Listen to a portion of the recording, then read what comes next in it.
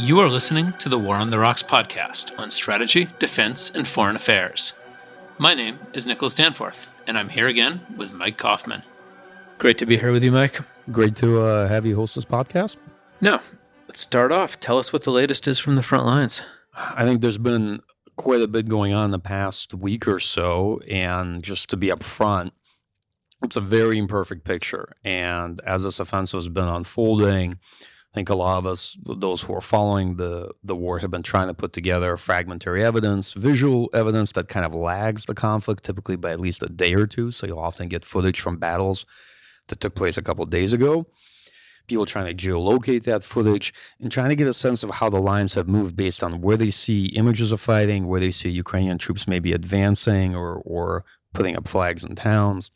And as always, as an offensive unfolds, there are lots of competing claims, right? Russians will claim that Ukrainian attacks aren't successful.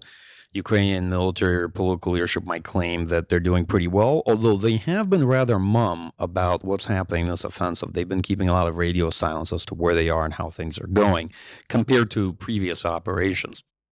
So they're trying to maintain, I think, operational security to the extent they can. But let me get into a broad overview. So I think that it's fair to say the offensive has been going maybe just over a week or about a week in terms of its time span. I think that we've seen a Ukrainian attack on two axes, one from Velika Novosilka running south and that general area, and then another one developed a few days into that attack to the west of it in Zaporizhia, along the Tokmak axis, and this is an attack from the Orikhiv area, in particular towards Verbutna and a couple other towns. And the Ukrainian military has also tried an attack more kind of southwest of that axis as well. I think it's far too early for any kind of assessment.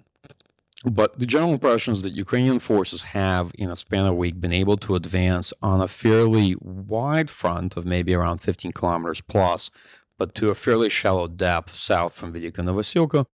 There's still probably at least 15 kilometers or so, or thereabouts, maybe a bit less, because we have to be upfront.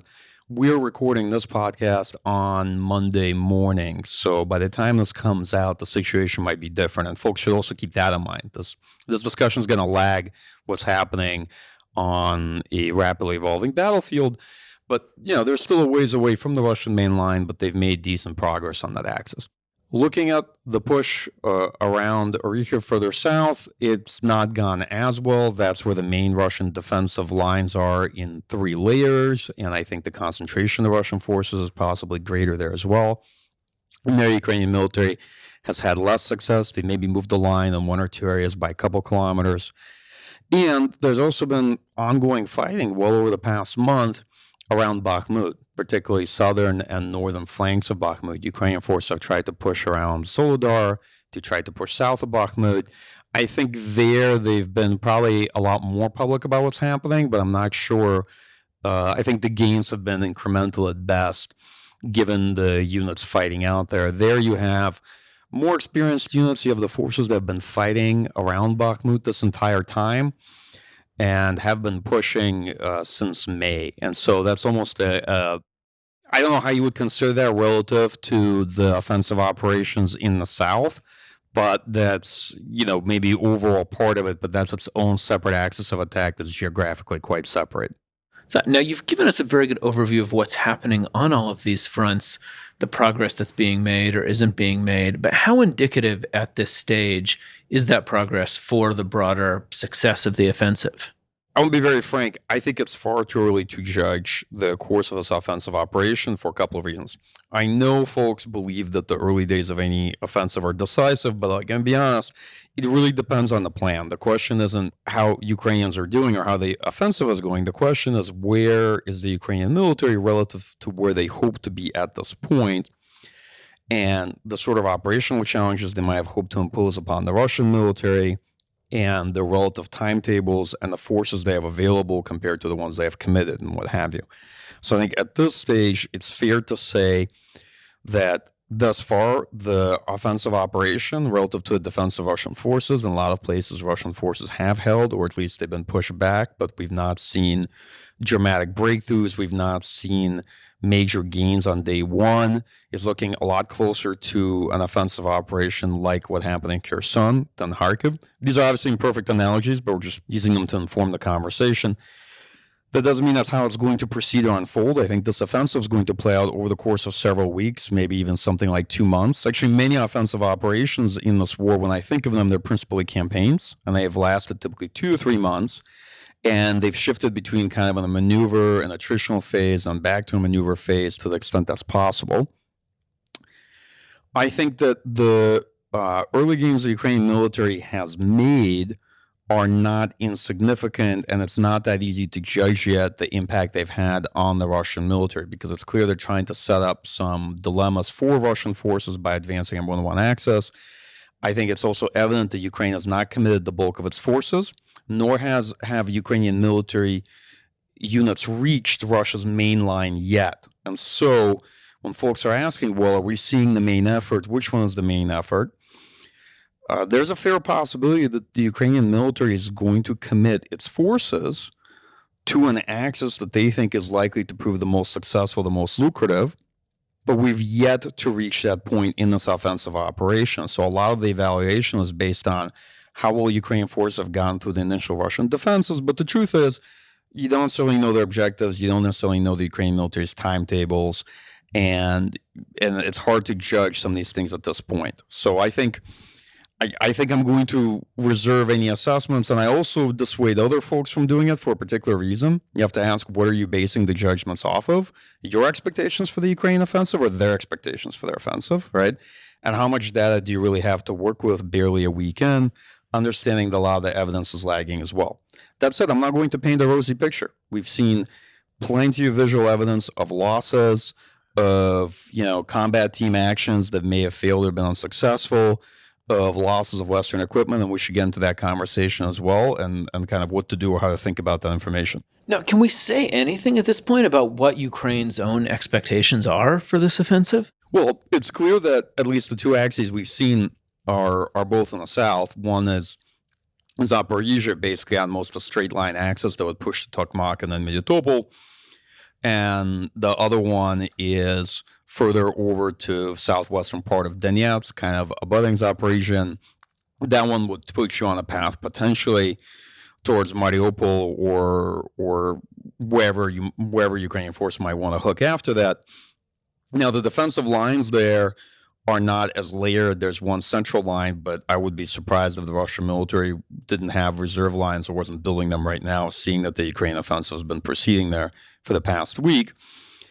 There could well still be, since we know a substantial percentage of the force, we simply haven't seen it in the fight yet, could be in reserve, and it could be pushed into any one of those axes. Could be there could be another vector of attack that develops, meaning it could be another shoot drop in this operation. So we shouldn't sort of foreclose judgment that, or at least assume that we've seen everything there's yet to see in the Ukrainian plan. In terms of where they might be relative to the expectation, I mean, the honest answer is I don't know, and I don't think other people do.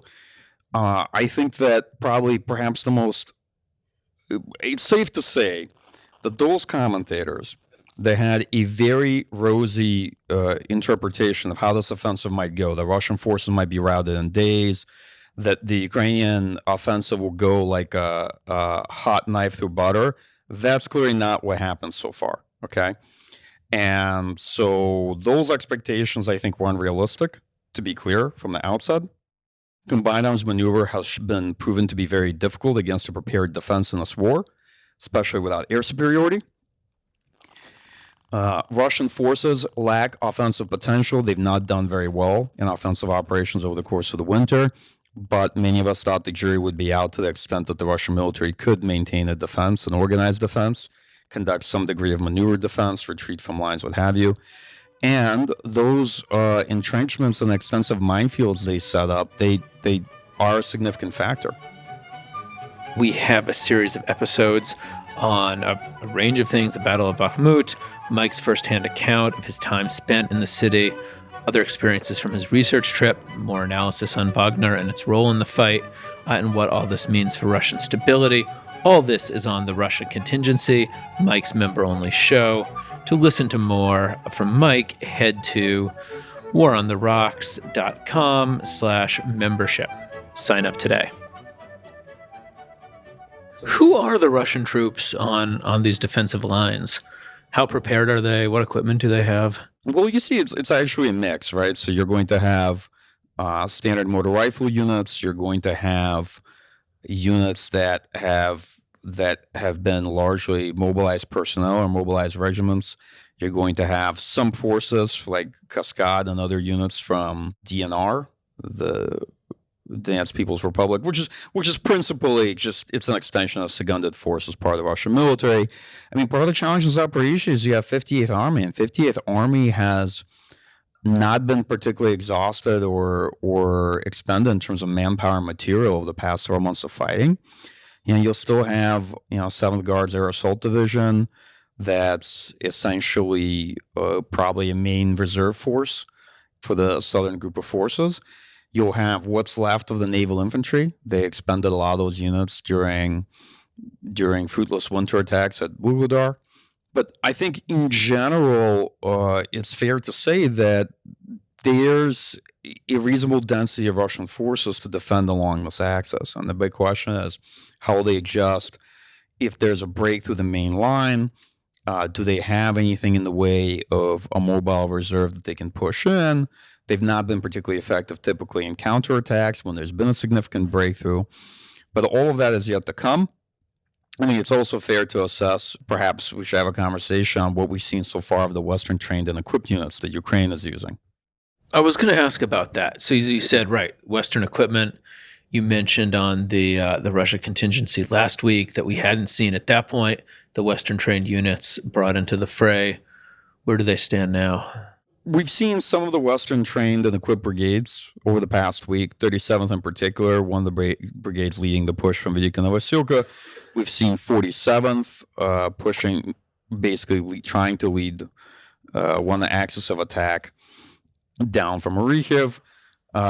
Essentially, at least the first week, and this is just an interpretation based on pretty limited evidence, so far it's clear that the main advantage of the Western systems provided is the survivability, both of the platform and the degree to which they've shown to protect the crews and the men that they're carrying. I think that although we've seen quite a bit of evidence of losses of Western equipment, the actual losses amongst Ukrainian forces casualties have been much lower. I think on top of that, of course, is the capacity to operate at night in terms of the optics that Western equipment has available. Beyond that, though, we see that it has all the challenges that one would expect to see in terms of penetrating minefields, being vulnerable to things like FPV-type drones with rocket-propelled grenades attached to them. Russian rotary aviation has proven effective in defending along some of the axis, particularly towards Tokmak, that is combat helicopters. And of course, anti-tank guided missiles. And many vehicles at the end of the day are vulnerable to artillery one way or another. So the issue you see is that the challenges Ukrainian forces were expected to have, they're visible in the first week. There's a limited availability of breaching equipment, and that often gets destroyed or lost first. There's a challenge in terms of enablers. There are issues with force employment. Ukrainian forces benefited from being set aside, from being trained and equipped by Western countries over the course of several months. But many of those units are green or maybe inexperienced. They're freshly mobilized personnel. You're seeing the Ukrainian military trying to attach battalions from experienced brigades to these units fighting right now. And you're seeing along some of the axis more experienced brigades being pushed in, particularly Velika Novosilka, in order to help advance the fight, right? You see one of the challenges with force reconstitution, and I talked about this extensively with Rob Lee and other colleagues who have done field studies in Ukraine, the evolution in the force, the challenge of rebuilding a force or generating additional brigades. And so far, we have not seen most of the Western trained brigades fight, and clearly a significant percentage of them are still being held in reserve. So I think we have to be frank that we're going off of some anecdotal evidence and a lot of interpretation of sort of tactical vignettes of a couple brigades fighting barely a week into the offensive. So I'm going to be very frank about that. That said, we have seen some of the heaviest units involved, Leopard 2A6s, M2 Bradleys. The Finnish provided modifications of the Leopard, whose job is to do mine clearing, various supporting equipment. And we have seen losses, some notable losses, but I want to discourage folks from overinterpreting images that they see on social media, because oftentimes you will see the exact same tactical event being portrayed from different angles, different shots, and it looks like you're seeing different battles and different combat footage. But particularly when you're seeing things released by Russian sources, you might get several days worth of imagery from the exact same battle, and it's the exact same vehicles, or let's say it's vehicles in a similar push that maybe wasn't successful, and that will have an anchoring effect on your interpretation of what's happening on the battlefield and in this offensive. We talked a lot about artillery shortages in the past. Does that come into play? My personal impression, right, and it's just one honest opinion, is that the Ukrainian military was provided a significant amount of artillery ammunition for this offensive, that they likely have an advantage over the Russian artillery, perhaps. I don't know how significant it is in this offensive, right, for the purpose of this operation in the south. How much of a difference it's making right now, can't say. I think that probably the Ukrainian military no longer has the artillery shortage or shell hunger they were experiencing back in the winter and early spring. But I don't want to paint with a broad brush, right? It's clear that this offensive is going to be prioritized in terms of munitions and equipment. But as always, a lot of this is going to come down to logistics, right? Enablers. It's going to come down to the question of whether the Ukrainian military can sustain momentum once they achieve a breakthrough. How much of the force is still left after a breakthrough? What the Russian military's ability to recover is or react. In the past, they've not been that great, but they've also been effective in stymieing a significant breakthrough when they have multiple lines to defend, as was seen in Kherson when the Russian airborne was holding those lines. So it depends.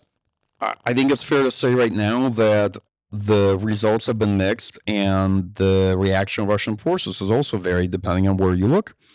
But you see the Ukrainian military has a shortage of short-range air defense as well, along with the formations, right? That's why Russia's been pushing in tactical aviation with limited utility and rotary aviation, which is, I think, much more problematic. And at the end of the day, you see that there's just a lot of mines, right? And the Russian military is able to deploy minefields, distance mining, right, with rocket-propelled systems, and put down additional minefields via fast cam type systems. Now, are there other places that we should be looking? Are there other issues that we should be talking about while all of this unfolds? As far as other places, I think that honestly what's going on around Bakhmut's been relegated secondary priority and attention. It's non-significant. I think you see that that's an ongoing fight. That's a rather grinding fight, and I probably am abusing that that descriptor too much on this podcast. But what you're seeing there is incremental gains by Ukrainian forces. I think they are coming at a price. This is my own interpretation, that the casualties are non-significant on that front either. But we've not seen that much fighting. We've seen some pushes by Kreminna over in the Svatova-Kreminna line in Luhansk. And so I wouldn't be surprised, for example, if we do see something emerge in Luhansk as well. At least past experience doing Ukraine offensives in the fall showed that, at the very least, Ukrainian units along the lines try to seize the initiative, get activated, and see if they can pressure Russian forces. So I wouldn't be surprised if we see maybe a limited attack or some attempts to seize the initiative and pressure the Russian military across a broader front in Luhansk. I'd be surprised the Ukrainian military leaves that entire section of the line untouched. But I think right now most of the attention is still very much in the south. And in terms of the progress of the offensive operation, I think some analysts definitely, at least from my point of view, have so far seen it unfold more in line with expectations, right? I think many of us knew that it was going to be difficult, that there would be significant casualties in assaults and efforts to breach Russian lines to get through minefields and entrenchments, that require weeks, if not perhaps several months, and that it would take some weeks to even be able to judge the progress of the offensive relative to the potential costs and the gains that the Ukrainian force had made. And I know that in the modern media cycle, folks always want assessments and they want an analysis of what's happened, and they want to see how it's going. And the answer is that really is far too early to tell. And you shouldn't try to judge these things based on the first couple of days. Yes, from a military analysis standpoint, folks expect that the first few days in offensive are decisive, but it still very much depends on what the Ukrainian military was trying to achieve in those early days as well. Hey guys, just want to take a second to let Mike describe his own podcast. I have my own podcast, Russia Contingency, where I tend to do deep dives into topics related to Russia, the Russian military. Some of them are related to current events. Some of them cover what's happening in the war in depth, and others focus on more historical subjects. So I think we'll be doing another episode there on Russia Contingency. You can check it out on the War on the Rocks membership site if you're interested in signing up. Speaking of the modern media landscape, there were two articles I wanted to ask you about. One in the New Yorker, one in War on the Rocks. The New Yorker had a piece a couple weeks ago called 2 Weeks at the Front in Ukraine. Certainly a very compelling read. What did you think of it? Great article. I think that person who spent those 2 weeks with the Ukrainian forces painted a picture that looked and rang true to me in terms of experiences that I've had in Ukraine and experiences others have had in Ukraine who have worked with Ukrainian forces or have done reporting from the front lines. And it was a very human picture. And it's, for me, of course, it's great to see the sort of veneer pulled back on the difficulty of the fighting, on the sort of thoughts of the typical infantryman down in the trench, and taking away the romanticism of this war and the stylistic impressions you get looking at from social media. And I've made this comparison before that, what you're seeing often in coverage or on social media regarding this war is something closer to a Lord of the Rings movie than a documentary of what's taking place, right? And of course, anytime you hear an accurate depiction of what's happening, it can be a bit jarring, right? And it certainly disabuses you of some of the more romantic or caricatures perception you might have on the fighting, on the state of Ukrainian force, because this is a military, and perhaps it's worth getting into the War on the Rocks article too, by the two kind of soft trainers who wrote it. Yeah, I was going to ask about that. We published a piece also very recently, what the Ukrainian armed forces need to win. Good piece. Got pretty good reactions. I thought it was a great read because it was a different perspective by folks who have been working with the Ukrainian military, who've been training them. And it was a good cross-reference for the experiences of other people who have done work in Ukraine, who have spent time with Ukrainian forces as well. And they had very similar findings, right? And it's very useful to have people, just to be clear, I have never spoken to the folks who wrote that article. I've never worked with them, okay? And so the fact that they came up with very similar findings or impressions and their understandings of what the challenges were in the Ukrainian military, I found very useful, right? As a researcher, it's very useful when somebody who you have never dealt with, who's coming at it from a different angle, has very similar impressions over the span of some period of time, right? This, just to be frank, I mean, this isn't science, but it's very helpful. So with that in mind, a lot of what they painted, folks found a bit disappointing because, of course, they talked about the challenges in the Ukrainian military, some of the problems from combined arms maneuver to mission command to the absence of a real Western-style NCO corps in the way a lot of people imagine Ukraine to have it. And I think a lot of this has been sort of projection in many respects, where anyone who has followed the Ukrainian military sees that the Ukrainian military has done quite well, has typically outperformed expectations, but not because it's fighting necessarily in a Western style or it's fighting like a Western military. It's a very self-validating view. They're doing well because they're fighting the way they have been. And, if you were to give a broad generalization, it's a military that has one foot in the Soviet past and another foot in a kind of more modern force, or force that's in transition. But what those accounts paint is an evolving military, a military that's going through its own challenges in terms of culture, a military that varies by unit, by commander, a force that has expanded dramatically due to mobilization, right? And these units have been expanded. A force that's also recovered from a very high level of attrition over the past 15 months as well. A lot of people have been lost. Many folks reacted to it saying, well, what about all these Ukrainian NCOs and other people who are trained by NATO between 2015 and 2022? And I read those accounts, and I think that people are I think a lot of people have a very different interpretation of the military that Ukraine went to this war with in 2022, and also have to appreciate that that force doesn't exist anymore. And I keep saying this on the podcast, whatever you think the Ukraine military was, and I for one don't think that Ukraine had a Western-style NCO corps that was trained and provided to it by NATO over the course of 7 years. I mean, I'm sorry, that's just not the timeline on which, on a military that size, you would have an NCO corps, and you didn't create that culture in the Ukrainian military either, right? So I think the issue much more is that the Ukrainian military had to dramatically expand, had to generate additional units, had to replace losses, and it's gone through these evolutions, and it's remarkable what they've been able to accomplish, given the situation they've been in, given the fighting they've been in. And all forces are uneven. Peacetime U.S. Army or U.S. National Guard is pretty uneven, actually. Like when you look at it, okay, a very well-funded military with a defense budget of hundreds of billions of dollars is typically uneven, right?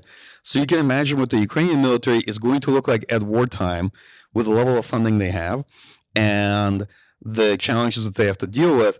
And what I find somewhat flabbergasting is that folks have a negative reaction to this being a reality, right? That this is like a shocker that this would be the case. You know, that there's a struggle with these issues, and rather than seeing it, at least from my point of view, as remarkable how well that military is done, given all the things they have to overcome. Final question before we wrap up here. What are you going to be looking at in the coming weeks? Obviously, as analysts, we tend to select for what we can see. So one thing you tend to look for, of course, is territory changing hands. And you always have to ask yourself, are Ukrainian gains, do they seem significant relative to what you expected or relative to what you think they might have expected? Understanding that you were never... I always ask a first-order question to anyone who's assessing this. You know, were you in the Ukrainian General Staff planning cell for this operation, and are you sure you know where they were hoping to be at this point, right? And what equipment and what forces they've left in reserve. But I think, of course, we're going to be looking at, does the Ukrainian military reach main line of defenses on the Russian side? Are they able to breach them? What dilemmas they're able to impose on the Russian military? To what extent we see effective Russian preparation, or are weaknesses in that force going to lead to parts of the line quickly retreating or routing or collapsing? So far, I haven't seen that much of it. In some areas, you have seen units maybe platoon or company-sized units retreat, but in general, haven't seen that much of it so far in the past week. As for the rest of it, you know, I'm going to leave some of my own assessment criteria a little bit in the dark. What I will say is that while visual evidence is very important, I will not be looking for 20 images of the exact same tactical event being shown from different angles and judging that as representative of everything that's happening on a very broad front with multiple axes of advance. And I just sort of ward folks from that assessment, not to paint them a rosy picture or anything, but just to say that we have to be careful with the way we interpret anecdotes and tactical and vignettes. So they do tell us something about what the force can and can't do, or at least that unit. Well, let me ask then actually one final thing, since you've been touching on this in different ways. I mean, tell us about the expectations game here. Tell us about how people have either been consciously managing expectations or how social media, mainstream media has, in its own way, played this game. Well, I think it's been a bit of a push-pull. I think the Ukrainian leadership has been trying to manage expectations. I think commentators in the West have grossly overhyped to some extent, expectations for Which this ironically offensive. then does create, a sense of failure when those exaggerated expectations aren't met. Yeah, the thing is, they think they're helping. They believe that saying that Ukrainian military is going to perform much better than most analysts expect, even though in the first week it's already clear that so far that hasn't happened, they believe that this is helping. I am not so sure. I'm not so sanguine on that score. I think that Ukraine doesn't necessarily have to achieve Kherson or Kharkiv type gains in this offensive, right? But probably doesn't help them too much to have outsized expectations such that the offensive, whatever it achieves, might be seen as lackluster compared to what folks were hoping for. I think it's also safe to say that M2 Bradleys and Leopards are no Wunderwaffe equipment, right? That it's really, at the end of the day, about force employment. It's about aggregate numbers of armored fighting vehicles. They have a lot of the same challenges. They're much better than Soviet equipment. They have much higher levels of survivability. They protect the crew much better. The compromises that are made in those designs, I think, are much better than those that are typically made in Soviet and follow-on Russian generation vehicles. That being said, you see that, at the end of the day, all that writing about, how great the 25 millimeter Bushmaster is, or how great this gun is, or what have you, so far it creates an advantage at the tactical level for those engagements. But big picture, I don't think that's what's mattered. And that's my bias. I'll be honest. That's my bias on most militech things. I think that capabilities are important, but they're only one piece of the puzzle. You see that a lot of big challenges do come down to force employment, right? It's not easy to train a force in combined arms maneuver, especially if they're relatively green and experienced, right? And then, it's not easy to conduct offensive operations at scale if you're primarily a defensive military, a military that's pretty good at mobile defense or positional defense, but offense is something that's more challenging for you, especially on multiple axes with larger formations. So you see a lot of, to some extent, you see those growing pains. And also, it's not easy to sustain an offensive either, right? That's the other thing, sustaining momentum. If the opponent's retreating and you push through their initial defenses, being able to sustain that advance is also not easy. And so these are the things that at least I find more interesting in the conversation. And that's always been the case for me, rather than what is the next platform we are going to provide Ukraine? And is that going to be a game changer? And my typical answer is probably not. If you enjoyed this show, if you want to hear more from Mike, if you want to have more War on the Rocks content, including my own cartography-focused newsletter and a podcast I host with Aaron Stein called The Insider, where we talk to some of our authors, please head over to warontherocks.com/membership. Thanks again for listening.